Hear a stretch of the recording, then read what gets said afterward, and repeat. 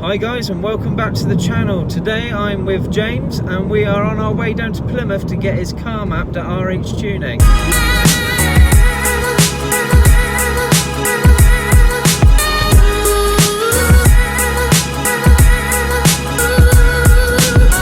So then, what are you hoping to achieve today?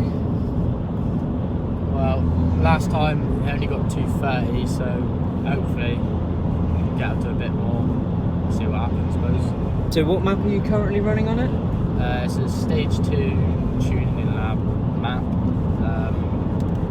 with decel, but it's a bit tame for me.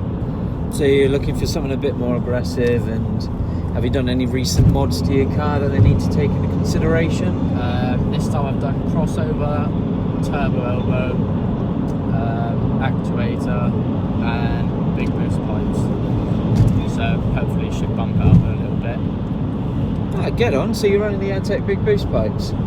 Yeah, quite a lot of money, but yeah, I was going to say, it's worth it. Well, oh, fingers crossed, and we'll soon see what the dyno's got to say.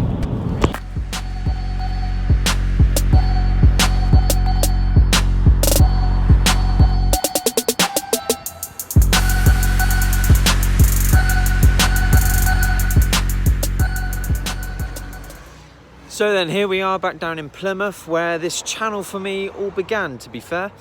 We are outside RH Tuning, and Mr. Khan has just gone down to get his car booked in.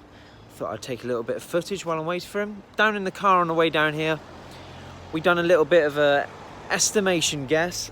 You know, we tried to predict what his car would make. He predicted it would get around the 240 brake horsepower marker.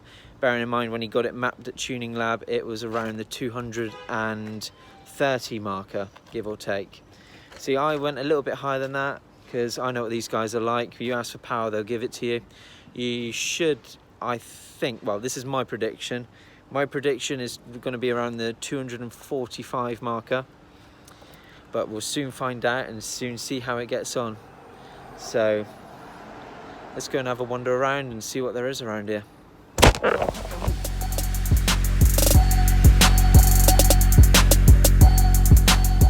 If you guys didn't know, RH Tuning is owned by Motor City Plymouth. It's one of their venture projects, but they do keep it as a separate business. They've got many, I'd say, well-priced cars here, to be fair. Quite reasonable. So if you're in Plymouth, you want to get a map straight after you've bought a car, I can't think of a better place, to be honest. You can buy a car straight up here and just turn around and go, get it mapped for me. And not only will they map it, but they'll give you a printout as well at the same time. So yeah, it's worth checking out if you are in the area and looking for a car. So it seems today there's a bit of a queue ahead of us. I reckon it's going to be around a 5 to 6 hour wait, because all maps are custom written in-house per vehicle. So we got a BMW M240i, looks like it's about to go in the dyno next, and they're either working on or have worked on this Golf R. I mean, that will be an absolute machine if it's mapped. Mind you, both of them will be. I think there's a bit of a white theme going on today. Don't know about you. What do you reckon? Bit of a white theme going on in here today? Yeah, the best colour. Best colour? Nah, blue's got to be best. Alright, comment below. What do you reckon? White or blue? What's the best? Who's rocking the best colour? White or blue? But yeah. So while we're waiting, we're going to go and have a look around up and down the strip here. If you know Plymouth, you know that this road, all I've got to do is show you the background. It's very industrialised and there are many tuners up and down here. Right, we've literally just wandered next door to that place and we've spotted this for sale. Right, it's like a rat-look Beetle, but look how low it is. That is mental. Absolutely mental. You want how much? 8.5 grand. Okay, but this thing is so low, it's unbelievable. Sort of got a rat look going over it. Yeah, pretty cool. Pretty cool. I can't deny that. Well, sadly today was a little bit of a fail. It turns out that Tuning Lab had locked the ECU and, well, prevented anybody from being able to read or write over the top of it. So James here is going to have to go down to either Tuning Lab or go to Ford and get a software update. So that's a bit of a shame, really. If they were to try and read the map or write over it, they would have bricked his ECU, which of course is never a good thing and was not something we wanted to aim. Bit gutting that, really, isn't it? But I'm afraid these things happen. We weren't to know. Tuning Lab had let him know that the map was, you could write over the top of it. But these guys, being the pros that they are, didn't want to risk anything. So we're not going to waste today. James wants a little bit of DIY work done on his bonnet vents. Heat over the past few weeks, well, few years, maybe a couple of years, and made them crack. So we're gonna, he's got them sat in primer at the moment. So we're gonna go back to my workshop. We're gonna sand them down. We're gonna spray them up, and hopefully tart his car up a bit before BHP. So another BHP car video prep. This time, not my car. But yeah, see how that goes. Let's just see how this goes. Oh, a bit gutting though, that, really. Yeah, it's a bit shit when they said that they could do it. But... Well, should have gone to the right people first time. Yeah. But hey ho. Right, so by the power of magic of YouTube video editing, I'll see you next in the workshop. Say goodbye. Yeah. See you later. Okay, so by the power of YouTube, we are now back at the workshop. I'm going to be painting his vents for him. He wants some nice gloss black. At the meantime, he's going to be taking my front bumper off, and we're going to be finishing that off. Got a few little bits to do on my ST as well. So we thought we'd make the most of the day, and we'd have like an SD Bros day. SD Bros! If you don't know him, he is a Subaru technician, so I more than trust him to take my bumper off my car. Yeah, He should do, yeah. Because I'm pretty sure, well, we all know what Subarus are like. They have an engine out every other year. So, every week, as in his case. So, yeah, I'm more than trusted to take my bumper off. So we're just going to crack on and we'll just show you the progress as we go. So as you can see, we've got the car masked up, bagged up for any overspray, ready for it to be rubbed back and resprayed. Meanwhile, while I've been doing that, Jimmer over here has managed to take my front bumper off, and we are going to start looking at those holes that I done yesterday. I got myself this cheap ass mesh from eBaydos of all places. One of them made of Chinesium, the very common metal that you find on the market these days. And we're going to cut a bit. We're going to file down behind these holes, make sure there's no lips or anything, and then we're going to start looking at trying to bond it onto the back of there, because I don't really want stone chips and stuff flying through. Whilst that one's off, we're going to take the top of the scuttle here off, my intercooler, and just lose that, just because it doesn't look the prettiest being on there with the holes there now, so that should tart it up a little bit. But yeah, while we're doing that, we're going to be doing coats in between of... Oh, he's jumped on the old bin bags. He's a bit worried about overspray, I think. Yeah. You a little bit worried? Yeah, just a bit. Oh, we're out of tape. We're out of tape. Oh dear. Down there is gaffer. Oh, I'll do. But yeah, so we're going to be rubbing these back in a minute, and then we're going to be spraying them up. We've rubbed back this. I've just tackied it. I'm about to panel wipe it. While that's been off, out here on the grass, we had to find somewhere soft to lay my bumper, because for obvious reasons, if you can avoid scratching it up, you should. You know, it's pointless scratching it up.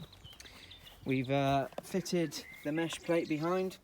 Tiger sealed it in place best we can. We've just got some weights on it at the moment just to try and keep it down. We'll go over again in a minute with some more sealant so that it should help bite from behind and hold it in place that little bit better. Before I tiger sealed it, I did scratch it up with some 80 grit paper just so that the tiger seal has got somewhere to bite into. But while I'm waiting for that to go off outside, in the nice 20-degree sun, welcome to England. It's weird, yesterday torrential downpours, day before that flooding. I'm going to panel wipe this and then I'm going to spray it and then yeah, another layer of primer and we'll go from there really.